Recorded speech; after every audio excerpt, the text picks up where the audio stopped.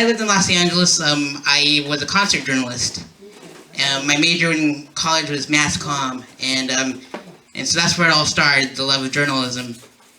And my mentor out there, he was known for his horror movies back in the 80s and 90s. And his name is Clive Barker. And he said he was known for Hellraiser and Candyman and movies like that, which the trailer dropped for Candyman today, so it's going to be a remake or a reboot or whatever. But I thought it was great. But anywho, he said, Sareth, whatever you do, don't write about just one specific genre.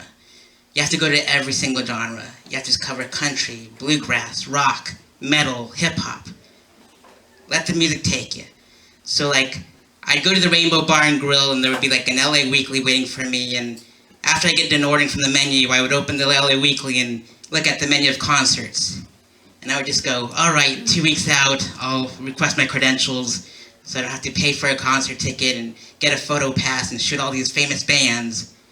And my goodness, I wrote about every single band that I grew up listening to and beyond. I did 50 years of music in 1 year, going back to UFO and the original members of the Doors, the living members of the Doors at the House of Blues. But this particular story took place at the Roxy Theater on Sunset Boulevard, right next to the Rainbow. And it was about the band called Filter. And back in the 90s, the lead singer, Richard Patrick, was the guitar tech for Nine Inch Nails. And we were just hanging out. I was just waiting because the Roxy has like no photo pit for us photographers. So I'd have to be the first one in and the last one out. So I got there early. And the drummer, his name is Jeff Friedel at the time, also plays in two of my favorite bands, A Perfect Circle and Pussifer, which is on my shirt. And the lead singer is the lead singer of Tool as well. But anywho, he was standing outside with his Misfits shirt, and I was standing outside with him with my Rage Against the Machine shirt. And I totally forgot that I met him backstage at a Perfect Circle concert at the Gibson Amphitheater, but I just gave him a hello and I totally spaced it out. And the cool thing about that concert, the Perfect Circle concert, was that I was looking for a Sharpie because I was backstage, and I was looking for them, hoping they would autograph that poster.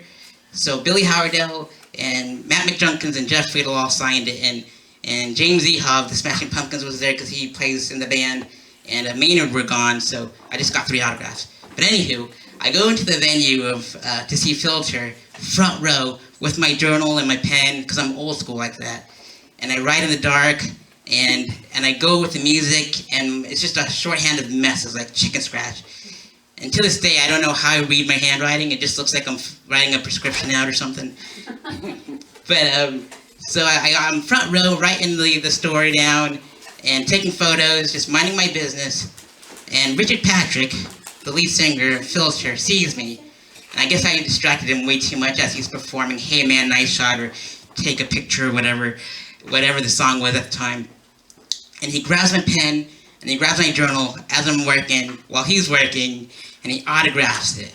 Richard Patrick, Filter, as he's singing it. I'm like, this is pretty wild. And the same thing happened to me at the Malibu Inn with the old hip-hop group, The Far Side, with Slim Kid Trey.